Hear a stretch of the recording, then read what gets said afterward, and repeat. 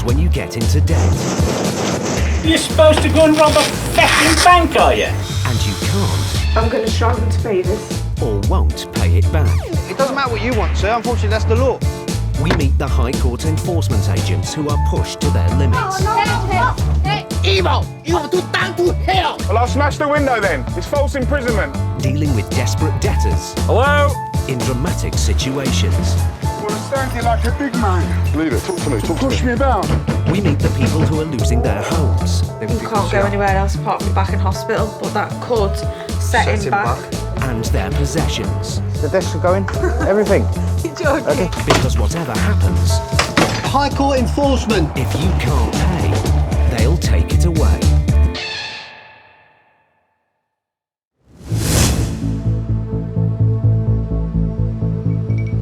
Recent figures reveal that personal debt has reached a record high. 1 in 6 adults in the UK now has what can be classified as a problem debt, and one of the most common is rent arrears.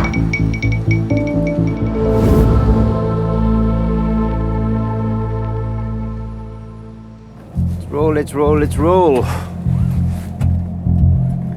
Stuart McCracken and Elmor Victor are High Court enforcement agents who work across the north of England. Oh, it's a beautiful day indeed. It's 7:30 a.m. They're in Liverpool on their way to evict a family who are behind with their rent. If people don't pay the rent, then they've got to be evicted.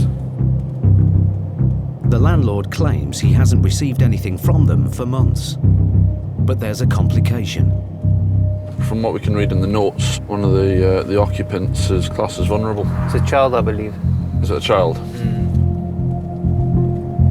I mean, the case notes say it's a vulnerable child, but that's so wide open, isn't it? It can be wide open, yeah. Vulnerable is a wide umbrella. 47, 49. There we go.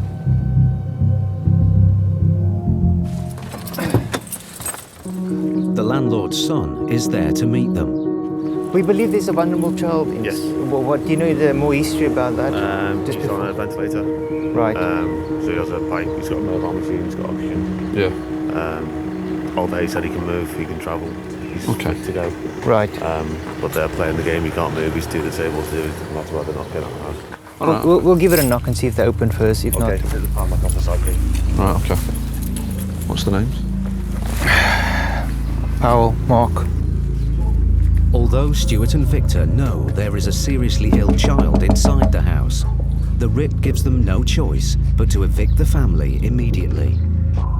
Oh, here we go. Can you come to the door, please?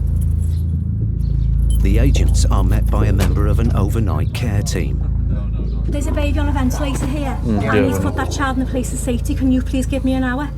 We can do that. That's Who no are problem. you, by the way? We're High Court enforcement agents. We're here now to take over the property. Right, Okay, we've got a right of possession for the property. You're not going to throw them in the street? Yeah, that's we don't throw anyone out on the street.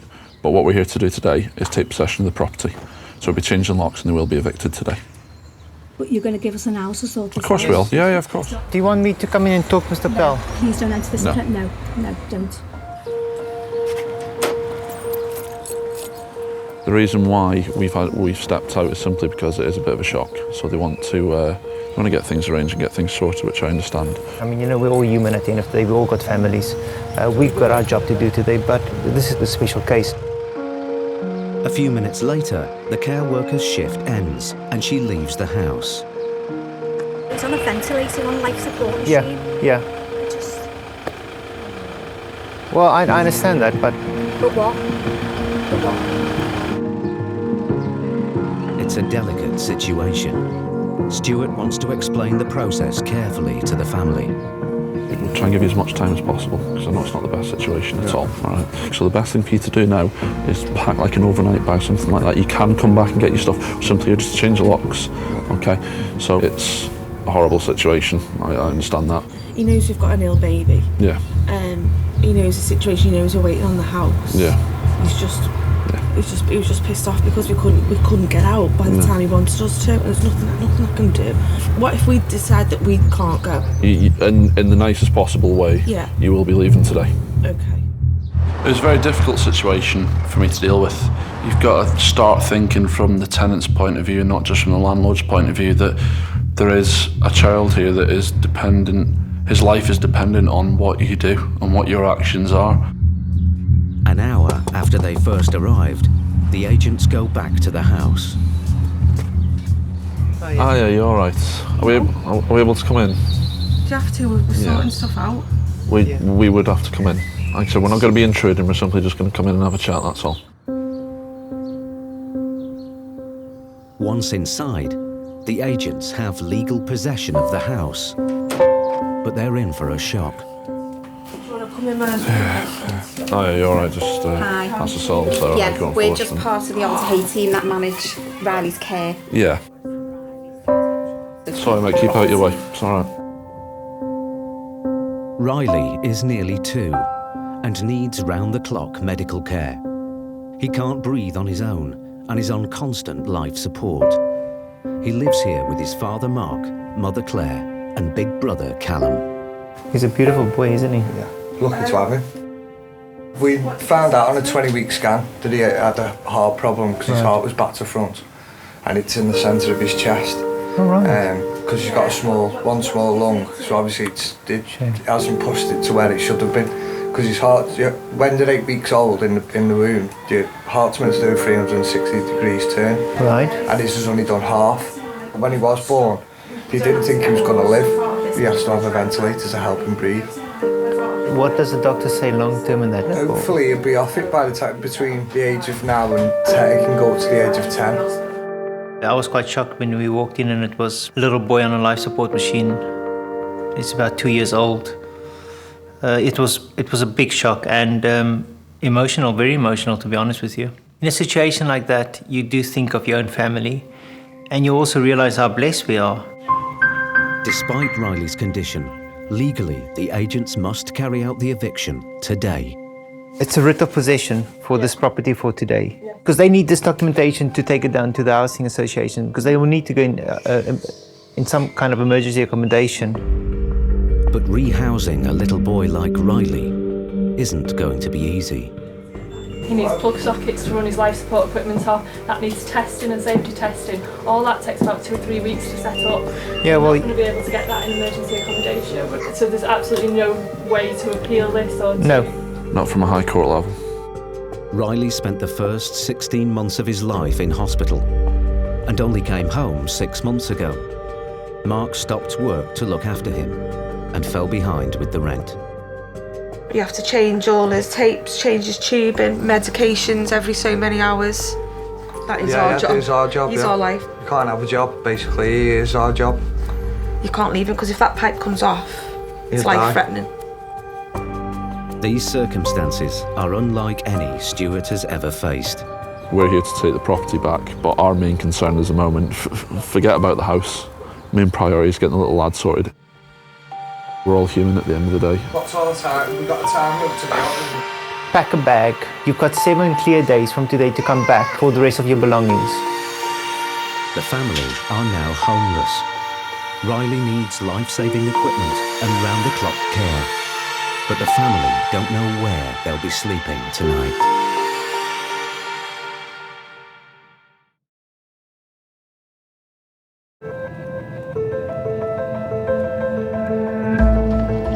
Stuart and Elmor Victor were in Liverpool to evict a family with a child on a life support machine. All day he said he can move, he can travel, he's okay to go. Right. But they're playing the game, he can't move, he's too disabled. But once they saw the situation for themselves, their priorities changed. We're here to take the property back, but our main concern is the moment. Forget about the house. Main priority is getting the little lad sorted. Riley's condition is critical. You can't leave him because if that pipe comes off, it's life-threatening.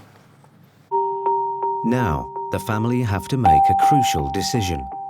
As there is little hope of finding emergency accommodation suitable for Riley's life-saving equipment, they have no choice but to admit him back into Alder Hey Hospital. We have to wait for an ambulance to take him into hospital because we can't go anywhere else with him. He can't go anywhere else apart from back in hospital, but that could set him back. He can stay at home. He doesn't have to go into hospital, but now he has to go into hospital, which is wrong. But moving Riley into hospital means that his brother Callum has to stay somewhere else.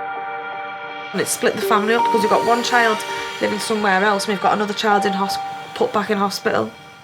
And we've got nowhere to go. It's the landlord. The landlord has pushed it through to the High Court, and what we've turned up to this address, you see. So it's only when you actually get in behind that door, speak to the parents and actually see it for yourself, you might think, oh. The family knew they would have to move. They were waiting for the council to finish adapting a house suitable for Riley's needs. The house will be ready in 2 days' time, but their landlord wanted them out today. See what I mean? Yeah. See how close he knew that we were. Yeah. And he still had to put us through this. Yep. The agents have no control over when the High Court writs are issued. But just 48 hours could have prevented Riley from having to go back to the hospital and the family being separated. The landlord knew this. He knew we were waiting on the property. It's just not fair. That someone can actually do that to you, knowing the circumstances that we are going through. I think it's disgusting. I don't know how they're going to sleep at night. You can't meet a little lad like that and not be affected in any way. He hasn't stopped smiling since we've walked in. He's been bouncing, dancing along to his TV. It's now 2 o'clock and Riley's ambulance arrives. However, his care team have to make sure they take all of his medication and life-saving equipment, as the locks will be changed as soon as they leave. 2 vents, yeah. 2 suction machines, yeah. 1 SAT monitor, yeah. 1 handheld SAT monitor. In the bag. Okay, meds. All his meds are in the bag, in the thing. What happens now then? You just need to arrange with us, and we can arrange with the landlord when you need to come back and collect the rest of your things. All your stuff will be safe and secure, okay? I'm sorry, baby. Good job you don't know. 6 hours after they first arrived, the eviction is complete. For Vic and Stuart, it has been the most difficult they have ever carried out. You drive down each street and you don't really see anyone in their houses or anything like that. You don't really know people's stories or people's lives, but they're on it 24 hours a day, 7 days a week, and their lives are completely turned upside down. The good news is that he will eventually become off that life support. It's just at this age, because he's so young, he needs the machine to basically force his lungs to make it stronger, really. So 5 years from now, he might be running around with his brother and his mates outside the property, and that's great. You know, that is really good news. And so hopefully one day that family will have a normal life again.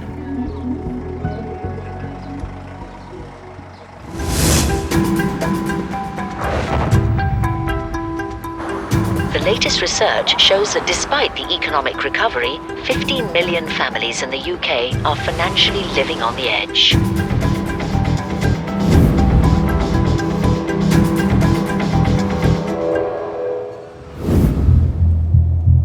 Another day and another potentially stressful job for Stuart McCracken and Elmor Victor. This morning, they're in Birmingham to recover a £3,350 debt owed to a landlord for unpaid rent.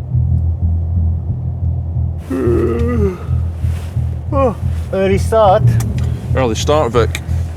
Very early start. Early bird catches the worm and all that. Well, it depends what the worm is, isn't it? The writ instructs Stuart and Vic to collect payment today or remove assets to cover the debt. It's not a bad area, though. So hopefully when we get there, hopefully there might be a car on the drive, because most of these houses have got big long drives. But the person named on the writ is not the tenant. It's her father. He agreed to be the guarantor if his daughter fell behind with the rent. Now he's liable for the debt. Oh, burger bar. Kath's Kitchen. Kath's Kitchen. And a plate number, which I will do an HPI on right away. There's a car and a mobile kitchen in the driveway. These are assets they could seize if the tenant's father can't or won't pay. Kath's Kitchen. No, I'll tell you what, mate. I can go for a full breakfast this morning. Maurice. Just going to do an HPI, all right? It's Vic, mate, you're right. Vic checks the car isn't on finance, while Stuart approaches the house. Hello there, sir. We're after Mr. Palmer. Yeah. Is that yourself? Name's Mr. McCracken. I'm a High Court enforcement agent from Direct Collection Bailiffs. It's regarding an outstanding High Court writ. Going through, love. We've been to court. Yeah. Like I said, so what's happening with this? You said it's going through court at the moment? Yeah, I've been there to court. How long ago was it? Oh, you went up there last week, love, and... Last week? Yeah. I've been up there before. I've been up to the court to say that how much I'm willing to pay. Yeah. Okay. My circumstances. The fact of the matter is, because it's been transferred to the High Court, we are now here to take control. We're here to take control of goods unless payment is made. Oh, what can you take? The total amount outstanding is £3,349.75. It is. It's 2,200. It's because it's been transferred to the High Court. There's no fees involved. Why haven't we been informed? You would have been informed. We haven't been informed. Yeah, you would have been informed. How? The debt started off as a county court judgment, which can be paid in instalments. But the landlord wanted his money back fast and escalated the case to the High Court. My daughter wanted to rent a house, but I signed as guarantor for her. She didn't... keep up with the repayments, and so they come to you. She missed a month's repayment, but she got in touch with him. She told him all this and said, oh, look, I haven't got the money. She changed the circumstances. Her husband split, and he took us to court. Then, when he got to court, he said that she'd missed 3 months. Yeah. No, I know my daughter. My daughter wouldn't miss 3 months' time, knowing I'm the guarantor and would have to pay it. You know, so we went to court. They turned around and found in his favour. Now, I've done everything by the book. I've told them that I can't afford to pay. The High Court would have sent warning to Mr. Palmer that he needs to pay immediately. But the agent's visit has come as a shock. The fact of the matter is that if payment isn't made, we will have to take control of goods. So you'll have to go back to the court. We're not going back to court. We're here now to execute a High Court writ. So you'd need to make a payment. Okay, that's the letter that's been sent out on the 12th of the 5th. Tell you what, he's a right bastard, and I don't swear he's a right bastard. I can give you half an hour to see what you can do with regards to funds. Any money. We'll have to take control of goods then, including the assets on the driveway at the moment. That's my son's. That's my wife's. We need to get proof of that. We need to get proof of that. Well, my son's in Las Vegas at the moment. Right. Okay. Well, what will happen is the vehicles will get removed today. Okay. We need to see some documentation for that. We need to see. We need to see some proof of that. You can establish in the first 10 minutes what's important to them and what's not. And you've got to play on that, unfortunately. You've got to find out what is valuable to them, what they don't want to lose. But everybody's got pressure points. If someone's got a car and he doesn't want to lose his car and it's free of finance, you've got two options. You're either going to pay or we're going to take it away. It becomes clear the defendants can't pay. Yeah, I need this ASAP, mate. Seizing the vehicles could be the agent's next option. Vic hears back from the finance check. Right, cheers, thank you. It came back free of finance.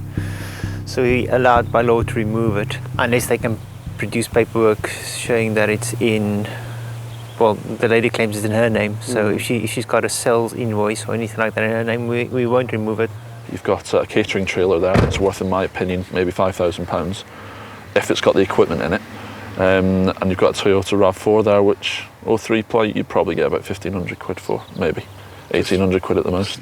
Mr. Palmer finds the vehicle's paperwork. It shows his wife is the registered keeper, but it's not proof of ownership.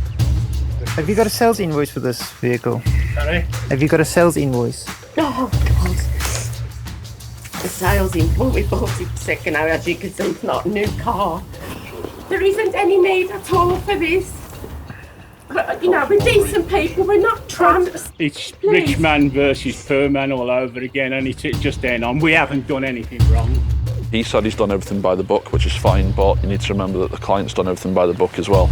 Looks like a decent gentleman, pensioner, trying to help his daughter out, and then he got stung with a bull. I suggest if you speak with your daughter, see if she's got any funds, considering that she's the one that's run up the debt in the first place. I've been feeding her because she hasn't got any money to buy food even. Yeah.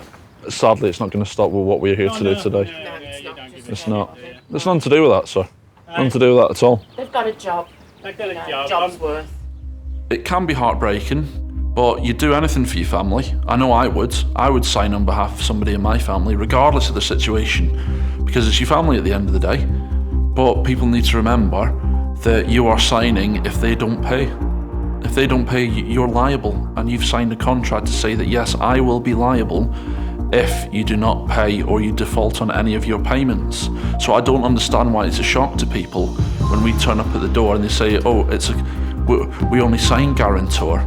But that's what a guarantor is. The only way it's going to get resolved is by making a payment. Somebody needs to make a payment. Somebody. Payment of what? Somebody. What are you supposed to do? You're supposed to go and rob a fecking bank, are you? That's not me for telling you what to do, sir. You know what I mean? All right, you've got your job to do. Okay, so what I'll do is... At the end of the day... Okay, I understand that, sir. You can't take blood from a stone. After 20 minutes at the house, their daughter Sam, who ran up the debt, and her friend Andy arrive. How can people seriously do? How can you seriously mind to do something like this? Morning. Dad, I've tried, they're just not interested. You came to? Pardon? Are you sheriffs? Yeah, High Court. High Court. Why has it gone to the High Court being still at the negotiations? It's not, it's a CCJ that's been honoured. The payment has transferred to the High Court. So what the claimant is... It's a CCJ that's been awarded against the defendant. So what the claimant has done is transferred it to the High Court. Tell you what he's in the state of a week. Yeah. From going from making an offer. We're in the making an offer stage. How much is it? Total amount outstanding is... It was 2,200, and now it's all of a sudden it's gone up to 3,200. Can you do that? It's on the no notification. Stuart and Vic are at gridlock with the whole family. With tensions rising, will they get the £3,000 they came for?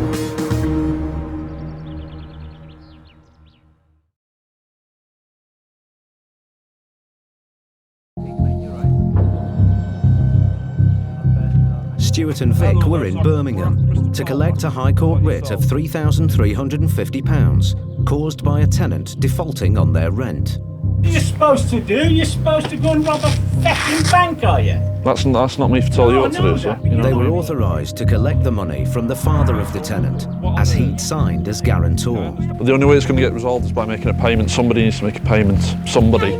But Mr. Palmer claimed he couldn't pay. Can't take blood from a stone. And his daughter and her friend arrived to back him up. How can people seriously do? Now a simple debt recovery has turned into a standoff. You haven't notified these people that this is going to happen. A letter has been sent out. A letter has been sent out. When was the letter sent out? 12th of the 5th. Notice of enforcement was sent to this address. So hang on. So he's kind of gone, he's jumped the gun.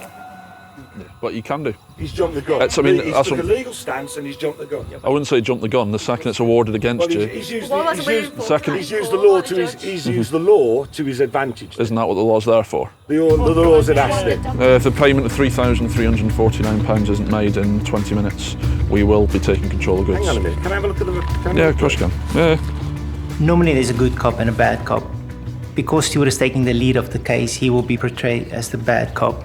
I normally try and calm the debtor down because he won't have a beef with both of us. He will normally focus on one of us and take his frustration out on that agent. That will give me the opportunity to try and calm him down. Normally take him by the arm and just say, let's step aside, let's work this out. It's £3,200 and whatever pennies. If we come to an agreement today, you make some kind of there has to be a payment today. There's no doubt about that. To stop any action from removing vehicles. Which has Stephen here attended. It's a stalemate. But then the daughter's friend makes a surprising offer. You're in position to cut a deal. What kind of deal? Amount. What kind of deal? Well, they agreed to paying that in court. Right. I'll give you that right now. No. There needs to be the full amount. If not, it's removal of goods. Right, okay, I'll pay you now. Okay, how can you make the payments? Debit card. Pay the all right now. Pay the all right now. The family friend has agreed to pay off the debt. This man has took full advantage of this old couple. Sam rented a house off this guy. He was very naughty with the way he's kippered her up, regards payments, regards damage to the house. She actually done the house out. He's gone after and gone for this debt. But to try and enforce it onto her mum and dad, who are retired people, not good enough. I'll take the notice off the vehicle, eh? I'm just a friend of the family, just trying to keep everybody happy here. wait for that to go through, so should we have the signal? I've taken the notice off the vehicle. According to us, this is the end. These aren't people who are trying to run and hide. These are people who are trying to deal with things. You know, these are genuine people. These aren't duckers and divers with the dealers. I would have helped them out. They're too proud. That's the problem. Yeah. Unfortunately. I appreciate your level head, sir. Got to be level-headed. All the best anyway, though, sir. All the best to yourself. I think he is a genuine guy. He's trying to help the family out, which is fair play to him. But at the end of the day, it is what it is. I think we got a good result. The case is resolved and the family's cars are safe, thanks to their daughter's friend.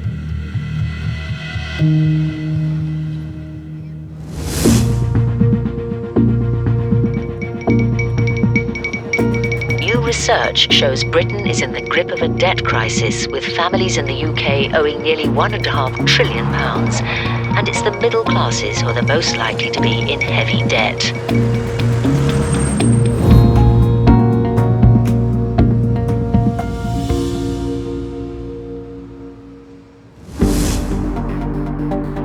High Court enforcement agents Brian O'Shaughnessy and Dael are in Kent with a writ to collect just over £2,000 owed by a business selling novelty globes, Globy Limited. But first, they must find the right address for its director. So what we've got here is an individual that's very difficult to track down. He's got numerous addresses, prior residencies, just messy, evasive. The business owner, David Sinclair, seems to be linked to several addresses, so Brian does some research. 46-year-old David Sinclair, an accountant. His idea was to put a city map onto a globe, something he realised had not been done before. The result is the Globy, and it is now selling in thousands across the UK and around the world. Father of four sold 2 properties to allow him to invest £400,000 in the project, but yet can't pay an original debt of £2,000 to the claimant. It's a bloody joke, isn't it? Brian finds the globes are being sold through another company, Globy International, but with no address, Dael turns detective. Globy. Yeah, so good afternoon. Can you put collages on globes? Collage, as in what? What, pictures? Pictures. We can do, yes. Where could I come to see your works? Well, you can see them all online. I mean, we don't actually have a shop ourselves. So if I wanted to, where would I send the details to if I wanted to send you an order or something? It might be a one-off as a present for my mum's birthday. It's her 80th, so... Well, you could, I mean, by all means, I mean, if you drop me an email of what you want, and I'll get a costing for you. Okay, thanks very much. That's all right. Okay. Thank you, bye-bye. He didn't give anything away there, did he? That was a bit clever. Mr. Sinclair still seems to be in business, but with no confirmed address, Brian calls the office. Hello, mate. Yep. OK, we're off to Globy Limited. Just spoken to him on the phone. After a search, a colleague unearths an address. Oh, after all this time. You just made my day. So the office is handy sometimes. Very much Let's so. get down there, come on, let's do it. OK. Chocks away. The plot thickens.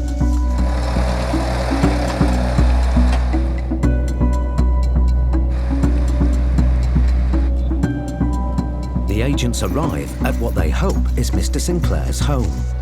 Let's get in the yard.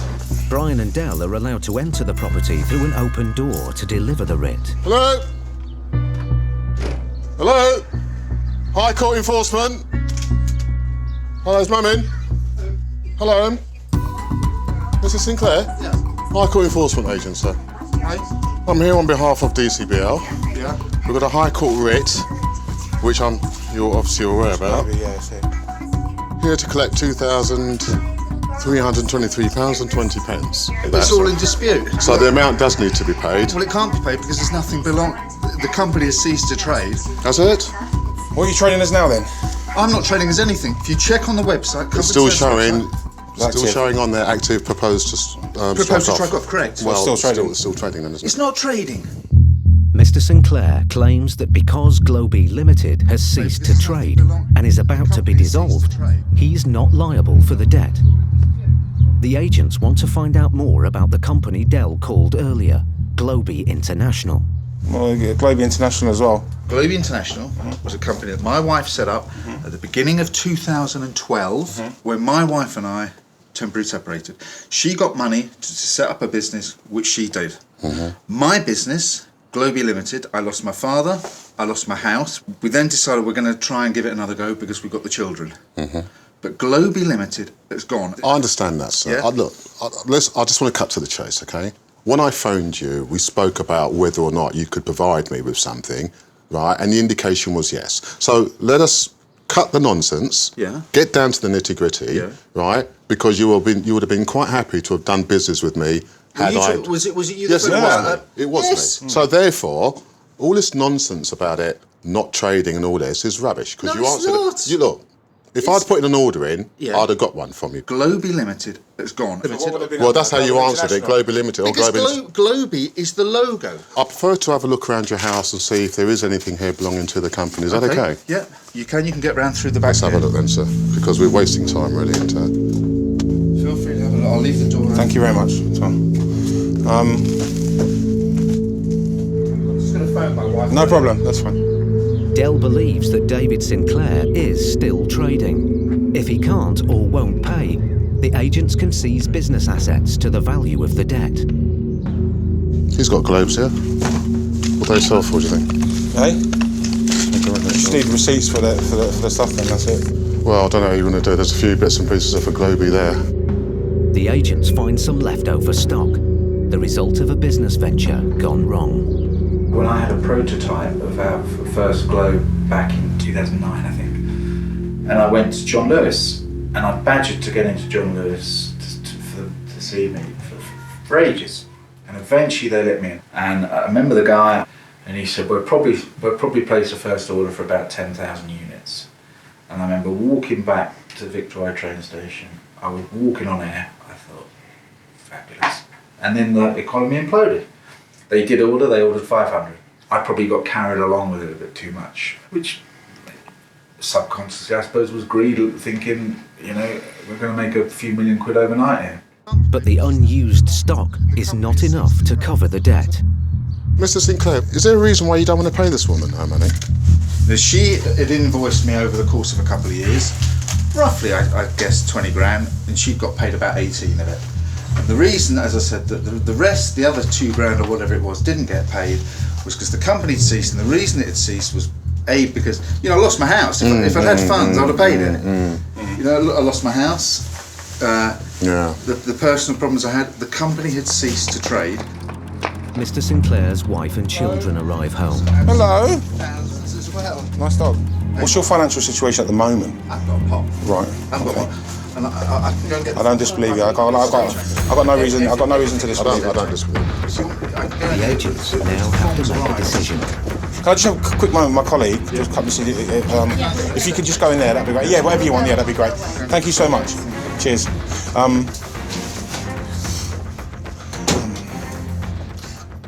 What's your thoughts? Yeah.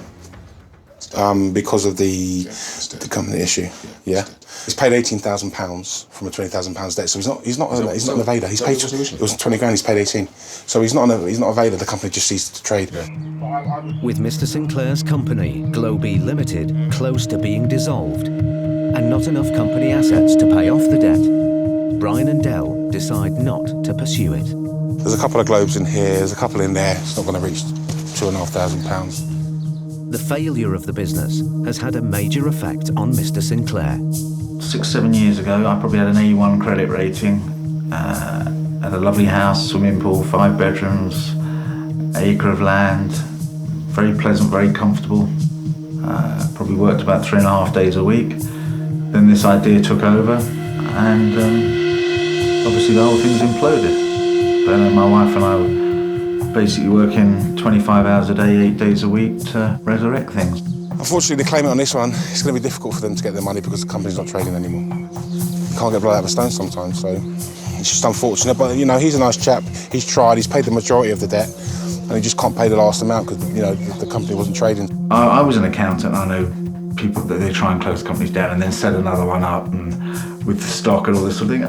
I know that goes on, but it wasn't us. I've lost virtually, well, I have lost everything. The only thing I haven't lost is my family.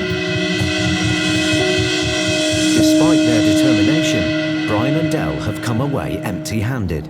But their next case will test their talents for investigation to the limit. If you can't pay this today, we're going to look to take control of goods, get some trucks in and remove them. I've exhausted my channels. The bank won't help you then? No. Now we can't trust anything he says.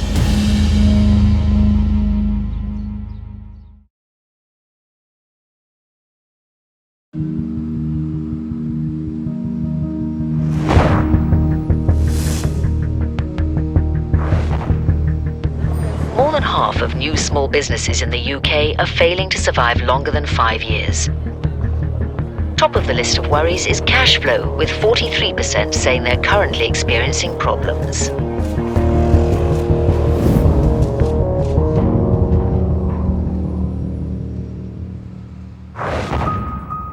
Chesham, Buckinghamshire. Right, what we're doing now, Dad, we're going on a revisit, aren't we? Brian and Dael have a writ to collect a debt of over £4,000 from a business that recycles second-hand airline seats. Yes, it looks like we're going to SD Aviation Aircraft Interior Recycling Limited. It's not the first time Brian has tried to collect the debt. Yeah, Kevin and I attended this one. This was, we've got lots of aircraft seats and parts of planes. Okay. Which are quite valuable. The money is owed to a supplier that the business failed to pay. I'll just tell him that the sun's shining, please don't make the thunder and lightning come. What's wrong with you? On their first visit, the debtor, Aaron Day, claimed he couldn't pay. This time, Brian and Dael want results. The warehouse is full of potentially valuable aircraft seats. They could seize to offset the debt. The agents find Mr. Day sitting in his office with a colleague. Afternoon. You all right? I'm good, how are you, sir? Yeah, good, thanks. High Court Enforcement Agency, you know that, yeah? Yeah. I understand there was an issue last week because, I don't know, cash flow or whatever it was. Exactly, yes. Okay. It's got to be paid today. I haven't got it here, mate. We're going to have to seize assets then. You've got to pay it. We said you were going to pay it Friday and then Monday the latest. Yeah, I know, but it just didn't come in. Can anyone help you with it to get it paid today? And then you pay him back? Anyone at all? No, I can't do that. I've exhausted my channels. The bank won't help you then? No. No, I've got this guaranteed 15 grand coming in. I know that, it's just not hitting the time frame. Mr. Day says he's waiting for a £15,000 payment from HM Revenue and Customs. Do you know if the HMRC have actually sent out the cheque? Yeah, they have. The HMR system says it's on its way. If you can't pay this today, we're going to look to take control of goods, get some trucks in, remove them. Mr. Day claims he can't pay, but then he makes the team an offer. Yeah, you can take 4 of those seats, and that is no. Well, grand. I'm not an expert. We'll have a look around and we'll determine what we're taking. When you explain to her that you know you're going to take control of their goods and possibly remove them, you really see what they're made of. And what I mean by that is, you'll see the individuals that will scrimp and scrape, make that telephone call, try everything tooth and nail to prevent that action. Yeah. What would you take today? Everything. The contract's with British Airways. BA's assets. Cool. So you wouldn't be able to touch them. So why is BA's assets in here? What's the contract? What's the conditions? The contract is I buy those. Right. And they're holding here. As soon as I pay them, they're mine. So it is technically, legally, underneath the contract, BA's stock until I pay for it. After first offering them some stock, Mr. Day now backtracks, claiming the airline seats aren't his after all. Dael is suspicious. Right, Brian, the issue is the goods are his. Believe me, right? We take those goods, it's his responsibility. He still has to pay for them. He still has to It's like a loan, isn't it? That's his issue. That's not our issue. With no offer to pay, Brian decides that seizing assets today is the only way to clear the debt. I don't want to wait any longer. And if you can't pay it today, I'm going to take control of goods inside his warehouse. Apparently, it's quite expensive stuff. About £150,000 worth of stock in there. Well, I'm not an expert. I don't have a bloody clue what I'm looking at. Brian calls a colleague, Paul Bowhill, for advice. Hello. Paul, it's Brian. How you doing? All right, thank you, sir. I'm in a place at the moment, commercial property, and they deal with plain spare parts. I'm just basically calling up regarding, the value of this kind of stuff. It's such a restricted market. Yeah. I would value the stock at less than 10%. At less than 10%, yeah? So in other words, if you're looking to recover 100 grand, you'd need £1 million worth of stock. Fine. So if I've got 4 grand there, what we're looking at, 40 grand. I'd really go over the top because it's such specialised stuff, hypothetically it could end up being sold for scrap. So basically you're talking about clearing them out then, really? Yeah. All right, that's great. Cheers, Paul. It seems that while the stock might be valuable to Mr. Day's business, it could be hard to sell. And Brian has no idea how much the seats might fetch at an auction. It's not looking good on the following basis. Because your goods are quite specialised items, we might not be able to sell it at all. And that comes to the point, for £4,000 debt, we'd look to clear out most of your stuff here today. If I can't get it paid in half an hour, I'm going to start calling the necessary HGV lorries to come here and do so. The deadline is set. The next 30 minutes could make or break Mr. Day's business. You don't run a business like this without having some form of contingency fund. You're just going to have to dig into it. But Mr. Day then presents the agents with a bombshell. He says his colleague has spoken to the claimant directly, who's given him more time to pay. All right, mate. I'm embarrassed as it is. Don't worry. Right, he's just spoken to the guy, and he's going to ring your office, see if you can just give us 5 days. He's happy to wait. Go on, I'll make a call to the office and let them know that they're trying to get hold of him. Just need 5 days, man. Let me call him now. Brian calls the office to check Mr. Day is telling the truth. Okay, fine. All right, that's cool. Cheers. Bye. It's weird. He's explained to our office that he hasn't made no such agreement with you, and he's going to call you back now and tell you you've got to deal with us. So I'm just relaying the message. Listen, don't shoot the messenger. Brian's been told that the claimant hasn't made any offer of a 5-day extension. Well, someone's telling a porcupine, ain't they? Interesting. He speaks with forked tongue. Now we can't trust anything he says. But the threat of losing all his stock has spurred Mr. Day into action. An associate has agreed to pay off some of Mr. Day's debt for him. I'll show it to my cousin. Are you in the country? Is he paying card, is he?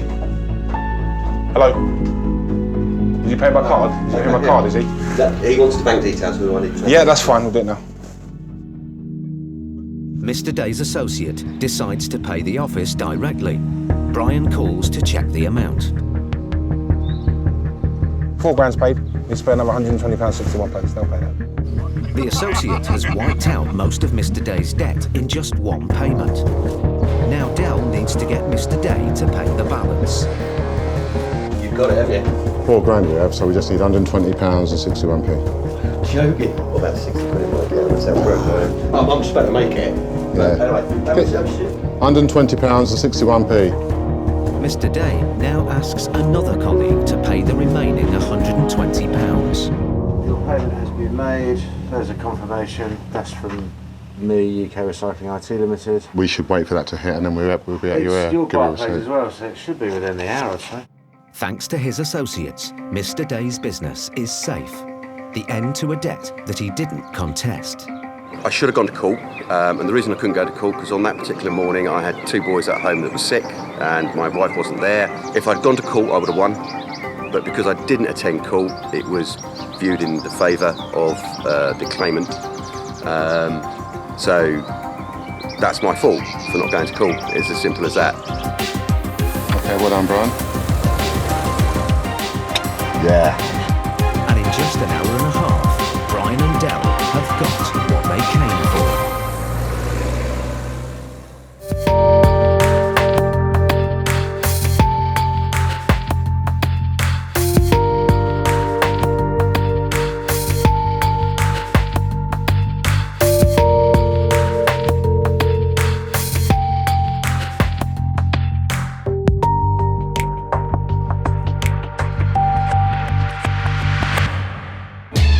Next time, Steve and Paul meet a tenant who won't budge. Hello.